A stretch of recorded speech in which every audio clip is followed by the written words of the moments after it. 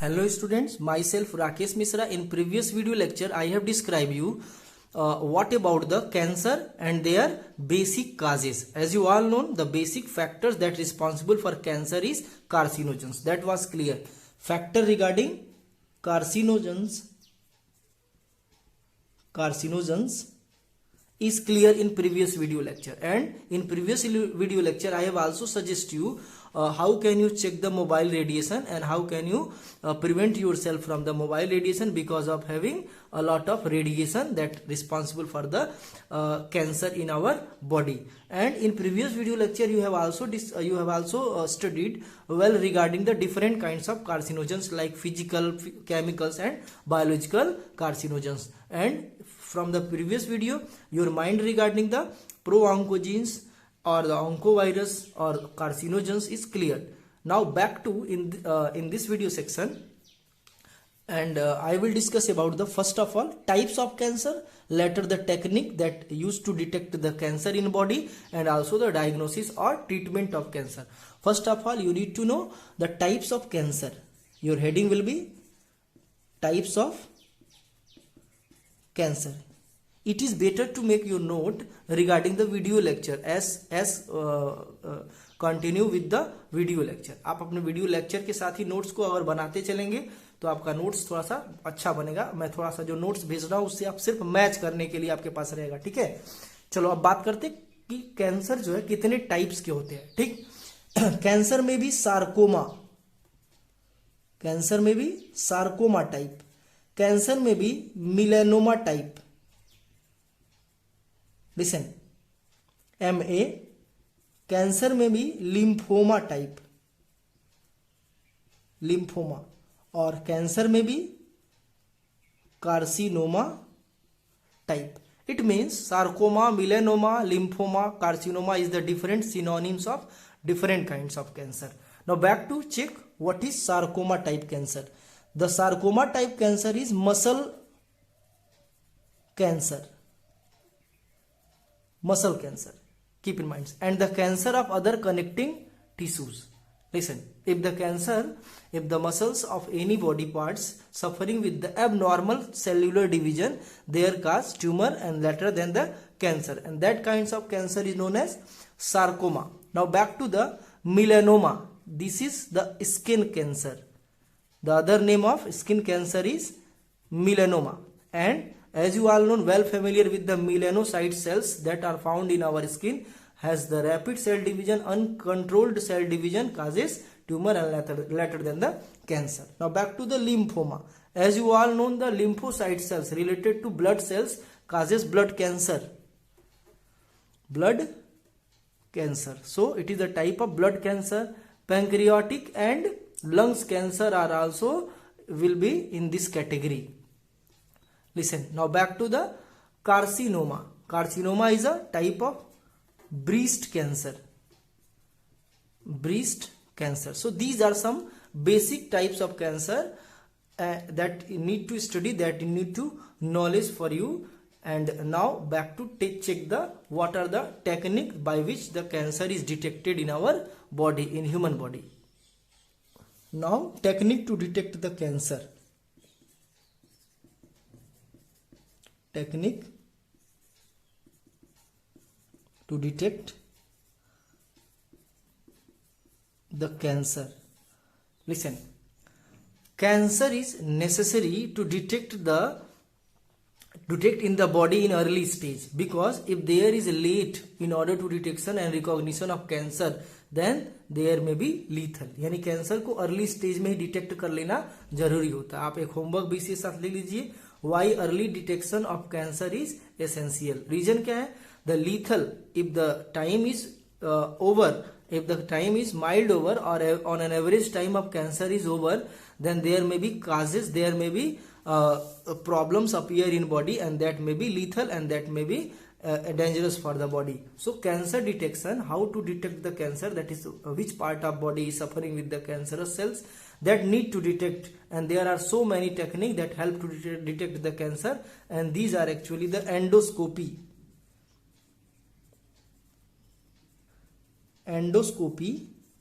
is the technique by which detection of cancer is possible of the stomach and esophagus region. इसमें क्या होता है, इसमें एक तरह का डिवाइसेस जो है स्टमक लेवल या ईसोफेगस लेवल तक उसमें इंस्टॉल किया जाता है, इनपुट दिया जाता है और वहां से उसमें कुछ नॉर्मल या एब नॉर्मल शेप के इमेजेस मिलते हैं, जिसके थ्रू जो ऑन्कोलॉजिस्ट होते हैं वो डिटेक्ट कर पाते हैं कि वो एरिया एब नॉर्मल है या नॉर्मल है, ठीक है, और उससे कैंसर के डिटेक्शन में भी आसानी होती है। तो एंडोस्कोपी आप आई होप लिख लेंगे, ये बहुत इंपॉर्टेंट है, ये सिलेबस में है, ठीक है। इससे पहले टाइप्स ऑफ कैंसर वो सिलेबस में है नहीं, लेकिन उसमें कभी कभी सार्कोमा या लिम्फोमा टाइप ऑफ कैंसर को आप एक्सप्लेनेशन में कर देंगे तो वो आपके लिए थोड़ा सा एडवांटेज होगा, ठीक है। एंडोस्कोपी के बारे में क्लियर हो गया, वो actually the upper part of gastrointestinal tract के लिए होता है, यानी स्टमक और ईसोफेगस के लिए होता है। नेक्स्ट जो होता है laparoscopy.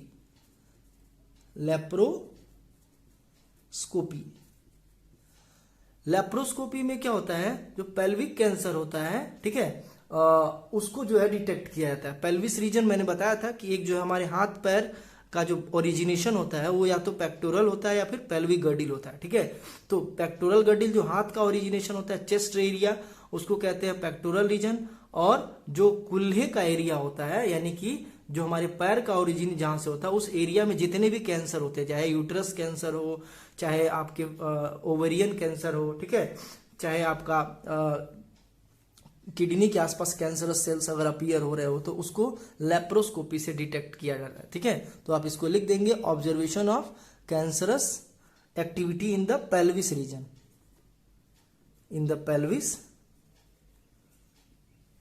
Reason, that is enough. Third is biopsy, और ये इंपॉर्टेंट है, ये कई साल से पूछा जा रहा है, ठीक है। बायोप्सी क्या होता है, लिसन, ये होता है हिस्टोपैथोलॉजिकल स्टडी ऑफ टिश्यू और blood. Histopathological study of tissues और ब्लड, ये आपको जानना है। हिस्टोपैथोलॉजिकल स्टडी क्या होता है, इसमें एक्चुअल में मान लो कि कोई पार्टिकुलर एरिया जो है वो सफर कर रहा है कैंसर से, तो वहां का थोड़ा सा टिश्यू या स्किन निकाल लिया जाएगा और उसको पहले क्या किया जाएगा, उसको पहले जो है हल्का सा किसी स्टेन से कलर किया जाएगा ताकि वो अच्छे से विजिबल हो सके। उसके बाद उसको माइक्रोस्कोप में हम स्टडी करते हैं तो पार्टिकुलर सेल्स जो है वो नॉर्मल सेल से ज्यादा एक जगह पे एक मास में गैदर दिखेंगे, ठीक है। अगर गैदर दिख रहे इसका मतलब है कि उसमें एब नॉर्मल ग्रोथ हो रहा है और बॉडी के का वो पार्ट जो है या तो काट के बाहर निकाल दिया जाता है या फिर उसका बाद में ट्रीटमेंट किया जाता है, ठीक है।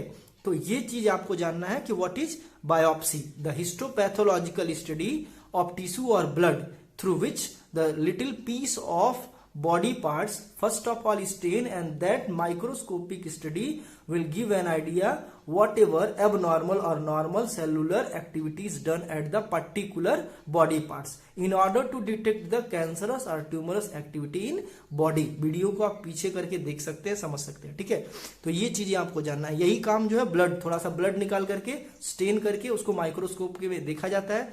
अगर ब्लड के उसमें क्लम्प्स दिखते हैं, बंच दिखते हैं, ठीक है, ब्लड के कोई सेल्स का क्लम्प्स या बंच दिखता है तो इसका मतलब बॉडी में कैंसरस सेल्स एक्टिव है, फिर उसका कीमोथेरेपी या रेडियोथेरेपी शुरू होता है, ठीक है।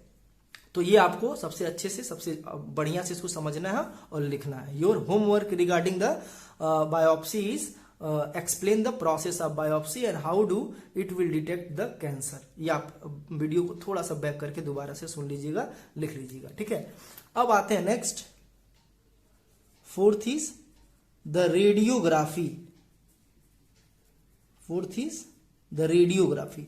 लिसन, इसमें कुछ ऐसी डिवाइसेस होती है जिससे एक्सरेज डिफ्रैक्शन के थ्रू एक्सरे प्लेट पे या एमआरआई या सीटी स्कैन के थ्रू डिफरेंट पार्ट का इमेज, 3D इमेज, ठीक है, ये एक्यूरेट आइडिया होता है जो जिससे हम 3D इमेज क्या करते हैं, एक प्रिंट कर लेते हैं और 3D इमेज के थ्रू हम 3 डायमेंशनल इमेज के थ्रू डिफरेंट एरिया को घुमा करके चेक कर सकते हैं, देख सकते हैं कि कौन से साइड का पार्ट एब नॉर्मली ग्रोथ कर रहा है। क्योंकि हमको पता है कि नॉर्मल हाथ पैर, दिमाग या ब्रेन या फिर किसी भी पार्ट का नॉर्मल शेप और साइज कैसा होता है। वो एब नॉर्मल ग्रोथ करेगा, तो जैसे मान लो कि ये कोई नॉर्मल है, ठीक है, और एब नॉर्मल क्या हल्का सा यहाँ पे ग्रोथ दिखेगा, ठीक है। तो इस ग्रोथ से हम 3 डायमेंशनल रीजन में, क्योंकि एक साइड से फोटो लेंगे तो या ऐसे दिखेगा या ऐसे दिखेगा, लेकिन अगर 3 डायमेंशनल फोटो लेंगे तो हमको ये वाला पार्ट जो है या कहीं ना कहीं थोड़ा सा आउट ग्रोथ दिखेगा, तो वो क्या है, रेडियोग्राफी। सो रेडियोग्राफी आइदर में भी एक्सरे डिफ्रैक्शन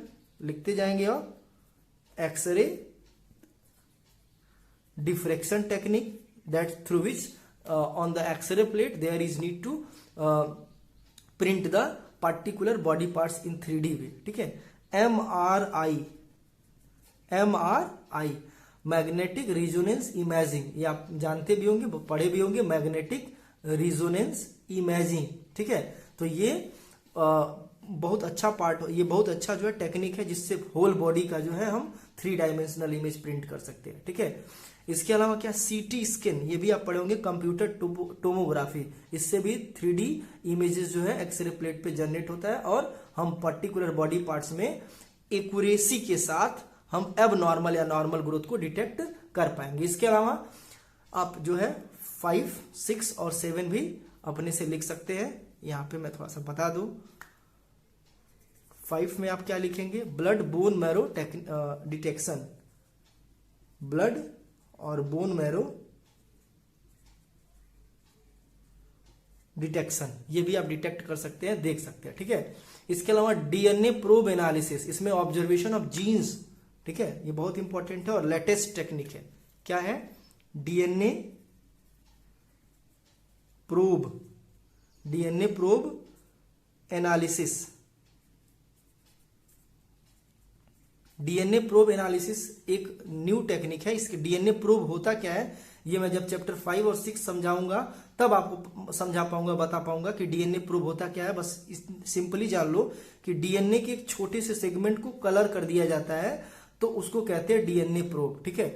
और उसका हम कंपेयर करते हैं किसी ऐसे सेलुलर जीन्स के साथ जो नॉर्मल है कि एबनॉर्मल है, ठीक है। अगर नॉर्मल होगा तो इसका एक साइड का जो पार्ट है, डीएनए का जो एक साइड का पार्ट है, यानी एक स्ट्रैंड है, उसके किसी एक स्ट्रैंड का कॉम्प्लीमेंट्री होगा और ये दोनों क्या हो जाएगा, बाइंड कर जाएगा। अगर बाइंड नहीं कर रहा है, इसका मतलब इसमें जो सेलुलर हमारा जीन्स है, इसमें कोई ऐसा बाहरी जीन्स आकर के बैठ गया है जिससे क्या होता है, जिससे ये डिटेक्ट होने में सुविधा मिलती है, यानी हेल्प मिलता है कि कोई बाहर का जीन्स तो नहीं, क्योंकि इसमें बाहर का जीन्स है नहीं, क्योंकि आर्टिफिशियली बनाया जाता है, ह्यूमन जीन्स है। इसको नॉर्मल किसी सेलुलर जीन्स के साथ अगर थोड़ा सा रेप्लिकेशन कराया जाता है, थोड़ा सा उसमें अगर हम उसको बाइंडिंग करा रहे हैं, तो ये पार्टिकुलर अगर सेम इसी के टाइप का जीन्स सेलुलर जीन्स में है तो ये बाइंड कर जाएगा। बट अगर थोड़ा सा भी एबनॉर्मल जीन्स आ गया है, बाहरी जीन्स आया है, तो इसके साथ बाइंड नहीं होगा, तब सारे सिंगल स्टैंडर्ड जीन्स मिलेंगे। इसका मतलब क्या है, इसका मतलब है कि सेल्स में जो जीन्स है, डीएनए है, उसमें कुछ ऐसा जीन्स है जो ह्यूमन जीन्स नहीं है, ठीक है।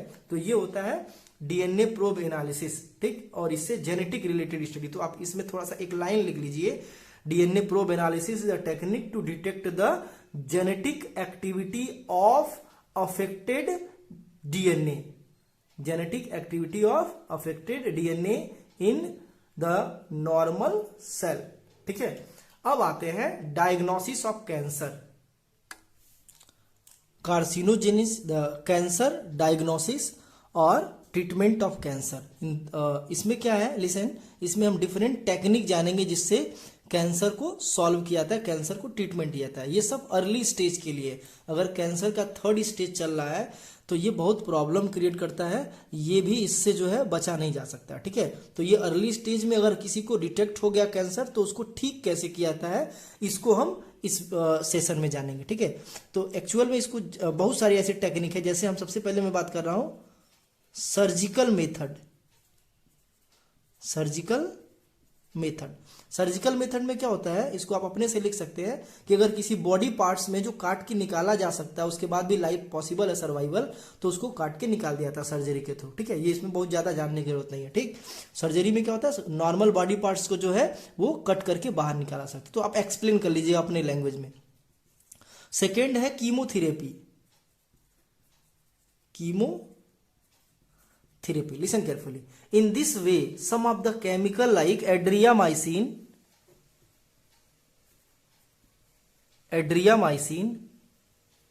cytoxan, Taxol, these are some chemicals that are available in the body, in the some medicine. Keep in mind, adriamycin, cytoxan, Taxol are some of the essential chemical that are available in form of medicine that actually stop the activity of regular dividing cells. ये हमारी body में क्या करते हैं कि जो भी healthy हो या अनहेल्दी सेल्स हो, अगर उसमें सेल डिवीजन की कैपेसिटी है तो कुछ समय के लिए क्या कर देते हैं, स्टॉप कर देते हैं. Stop the rapid cell division.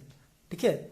और अगर कोई अनहेल्दी सेल है, यानी कोई कैंसरस सेल का जो है वो अगर रैपिड सेल डिवीजन नहीं होने पाएगा तो कुछ समय के बाद डेड कर जाएगा और बॉडी से वो बाहर निकल जाएगा. ठीक है. वो डेड कर जाएगा, इनएक्टिव हो जाएगा, तो वो जो है कैंसर उस समय रुक जाएगा. लेकिन अनफॉर्चुनेटली क्या होता है कि ये कीमोथेरेपी लेने के बाद हमारी बॉडी में कुछ ऐसे सेल्स होते हैं जो रेगुलर डिवाइड करते हैं. ठीक है. जो हमारे लिए कोई प्रॉब्लम तो क्रिएट नहीं करते, लेकिन उसमें सेल डिवीजन की कैपेसिटी ज्यादा होती है. जैसे हेयर फॉलिकल की मैं बात कर रहा हूं, हेयर फॉलिकल. ठीक है. हेयर फॉलिकल क्या होता है, हेयर के अंदर स्पेशल छोटे छोटे सेल्स होते हैं जिससे हेयर्स बाहर जाता है. ठीक है. तो ये हेयर फॉलिकल सेल्स ये बेकार में बलि का बकरा बन जाते हैं जब कीमोथेरेपी होता है. सेल्स जैसे क्या होता है कि हमारे बॉडी में कौन जो है कैंसरस सेल है और कौन जो है हमारा हेयर फॉलिकल्स है, ये केमिकल्स पहचान नहीं पाते हैं. तो इनका काम ये है कि जो भी इसमें से तेजी से सेल डिवीजन करेगा उसकी एक्टिविटी को रोक देंगे. तो यही रीजन है कि कीमोथेरेपी जब होती है तो बाल जो है झड़ जाते हैं. वो अनफॉर्चुनेट है कि झड़ जाते हैं. फिर से ये जो जब डेड कर जाएंगे तो ये क्या हो जाएगा, ये जो है कुछ समय के बाद जब कैंसर वगैरह ठीक हो जाएंगे तो फिर बाल आने लगते हैं. ठीक है. लेकिन कैंसर सेल दोबारा एक्टिव नहीं हो पाते हैं. तो आई होप इसको आप समझा पाएंगे दूसरे को. What are the reason behind the fact why the hair falls is common during the chemotherapy. Question आप लिख लीजिए, what are the reason behind the fact behind the fact of hair fall during chemotherapy. So how can chemotherapy help to treat the cancer? During the chemotherapy, some of the chemicals, cancer suppressing chemical responsible to deactivate the regular dividing cell in our body, so that the cancerous cell is also get stop their activity. तो ये आप अच्छे से लिख लेंगे, समझ जाएंगे. इसके अलावा इम्यूनोथेरेपी की मैं बात कर दूं, छोटा सा टॉपिक है इसी में. इम्यूनोथेरेपी की मैं बात कर दूं. लिसन, नॉर्मली ये सबको पता है कि सबको कैंसर नहीं हो सकता, क्योंकि सबके बॉडी में जो इम्यून सिस्टम है वो कॉन्टेक्ट इनहिबिशन प्रॉपर्टी शो करता रहता है. इस वजह से अगर आप हाई रेडिएशन जोन में रहे, लो रेडिएशन जोन में रहे, मोबाइल आसपास रहेगा तो भी कोई जरूरी नहीं है कि कैंसर हो जाएगा. बहुत सारे लोग देखे होंगे लाइफ टाइम बहुत सारा स्मोकिंग करते हैं, उनको कैंसर नहीं होता. कुछ लोग स्मोकर्स नहीं होते हैं फिर भी उनको कैंसर हो जाता है. रीजन क्या है कि उनके अंदर जो कॉन्टेक्ट इनहिबिशन की प्रॉपर्टी है वो फेल हो जाती है, तो उनका अपना ही सेल एक्टिव हो जाता है. सबके सेल में ये जो प्रो ऑन्कोजीन्स है वो जरूर अवेलेबल रहता है, जिसको सी ऑन्को सेल्यूलर ऑन्कोजीन्स कहते हैं, वो जरूर एक्टिव हो रहता है और वो एब नॉर्मल कंडीशन में एक्टिव हो जाता है. ठीक है. तो होता क्या कि जिनकी बॉडी में नॉर्मल कैंसर नहीं होता है उनकी बॉडी में एक स्पेशल तरह का प्रोटीन होता है जिसको कहते हैं अल्फा इंटरफेरॉन. क्या बोलते हैं? Alpha interferon. इसको बहुत डिटेल है समझना है, इसी चैप्टर में इसको डिटेल में और समझाऊंगा. ये अल्फा इंटरफेरॉन क्या होता है? एक स्पेशल तरह का प्रोटीन होता है. ये जिनके बॉडी में रहता है तो उनकी बॉडी कैंसर से फाइट करती रहती है. लेकिन अगर किसी को कैंसर हो गया है तो उसमें सीधी सी बात है कि अल्फा इंटरफेरॉन एक्टिव नहीं है, तो बाहर से अल्फा इंटरफेरॉन्स दिया जाता है या इससे रिलेटेड कोई दूसरा केमिकल्स दिया जाता है. तो ऐसे केमिकल्स जो हमारी बॉडी में कैंसर से लड़ने के लिए इम्यूनिटी प्रोवाइड करते हैं उसको बोलते हैं BRM,